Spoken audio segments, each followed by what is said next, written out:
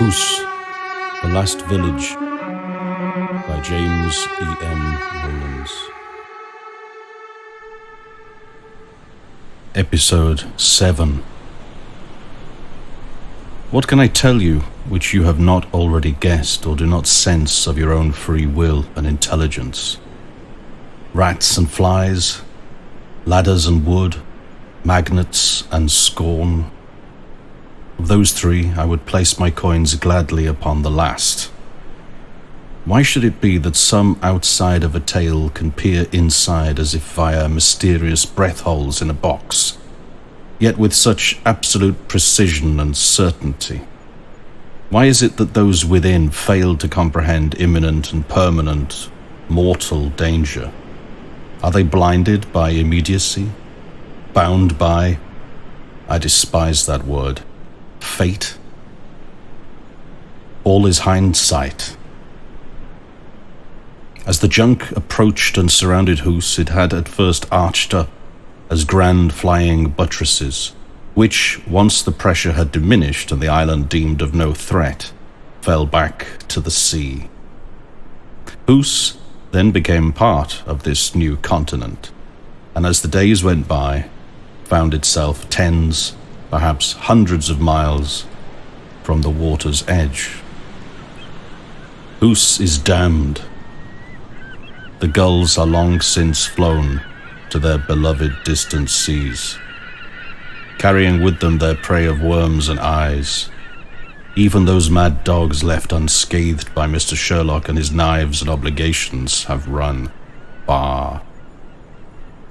Can you hear that silence now that they once craved? No waves, little breeze, only flies, footsteps, and decay. The livestock, for want of straw, is perishing on the hoof. The people who darted about, leaping from tusks and claws and jaws, and then from each other, disgruntled when they should have rejoiced at their remaining intact, now sullen. Their island home has become an endless junkyard. The flagpoles chime imperceptibly a disdainful jazz.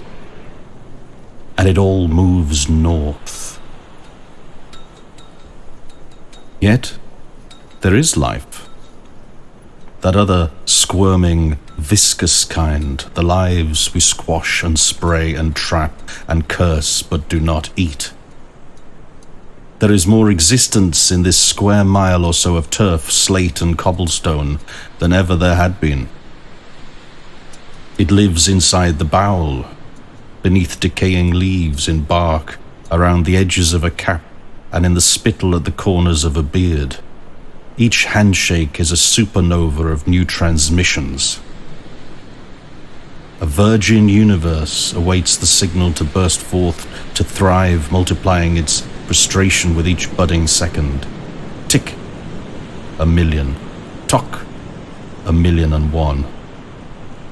The land itself is a throbbing of lashes and spines and cells and eyes and dung, each thimbleful enough to eat the sun and scour its failed limbs, which rot due to the exhalation of an asthmatic lung named Hoose.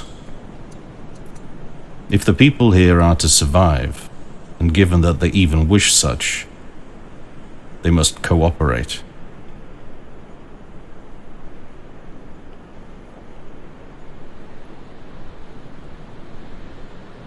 And what of our cast?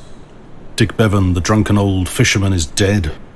His younger incarnation, John Armitage, has survived, and with his wife Anne attempt to aspire to more than just live.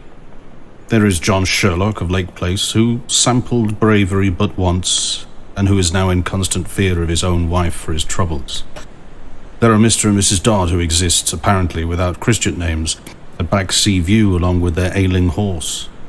William Bevan, the lighthouse, who knows the ways of the sea and stars, but not at all those of the land. Ellis Williams, the Welsh veteran, and his wife Elenid, and their offspring who observe and comment but rarely muck in. Then comes Jenny Bird, the budding artist, utterly trapped in Hoose by her mother Elizabeth Bird, née Eccles.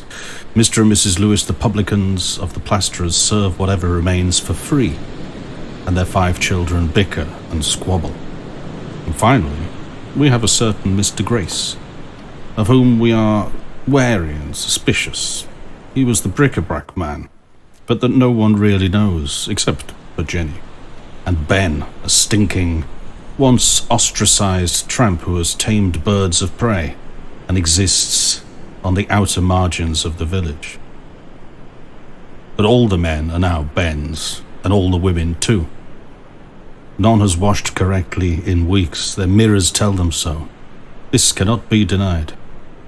Thankfully, as with one's own perfume, the smell subsides within a short while, and they are not aware of their own foul reeking. Occasionally, they may dip themselves into the stagnant pond at the grove. It helps their sense of self-worth more than anything objectively akin to cleanliness. And in any case, with the great freezing, this is no longer a thing. As with the onset of a bleak winter, there is first a frost, which can be wiped away with the sleeve of a frock coat. Then it must be scratched a little. Then the frost appears on the insides of the windows. Then it does not thaw before noon. Then all is frost. This never leaves. Only up close to a fire can one not have the impression of becoming preserved within a block. But fires need kindling and wood.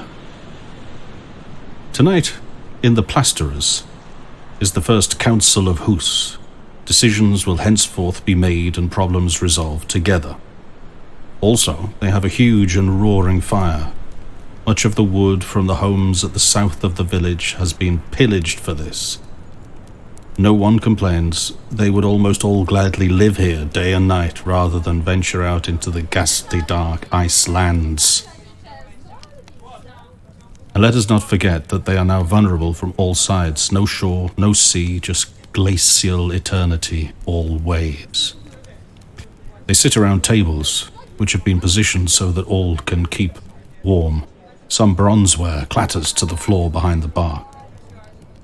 "I think we should organize an expedition," says Bevan. To find out what? Asks Mrs. Armitage. More ice? Bevan sighs and replies without making eye contact.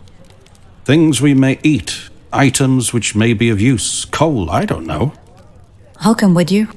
says Jenny, always ready to do anything to get out of Hoose. Bevan nods and manages a smile. "Tomorrow then, Jen, right? First light." "Anything else?" calls Lewis. "Yes, I have something to say." It's John Armitage. "Someone, or something, has been killing the animals. One of the sheep at the grove, and 3 chickens. And they all had their necks broken." A dog, probably, says Mrs. Sherlock. "No," continues Armitage. "The poor thing was stabbed. A dog would have ripped him apart and eaten him. But there's just one mark here, right behind the nape of the neck. And anyway, dogs don't strangle chickens." "Well," asks Lewis, "who was it?" "I bet it was him," Armitage says, pointing straight at Grace alone in a corner far from the roaring blaze. Others agree, nod, bleat. Then the door swings open and bangs against the wall. It's Dodd, whose absence had not been noted. "The horse can't move. His feet are stuck to the ground." Mrs. Lewis calls her husband from behind the counter. Love, come and have a look at this. What's up? The tankards and spoons here, I can't get them off the ground. It's like they've been glued solid. The others rise from their seats in order to witness the oddity. Those in clogs do so, but those in metal toe caps are not able to lift a foot. Indeed, some gigantic magnetic source is trapping them from beneath. Outside, the night sky is lit up in eerie dancing red and pink lights, the northern lights. Before an age of science and understanding, these were often believed to be the souls of those who had died violently, or the spirits of the animals the witnesses had eaten or hunted. Anne Armitage has walked to the window barefoot and, seeing the lights, turns to the others and asks, Have you ever wondered why we survived?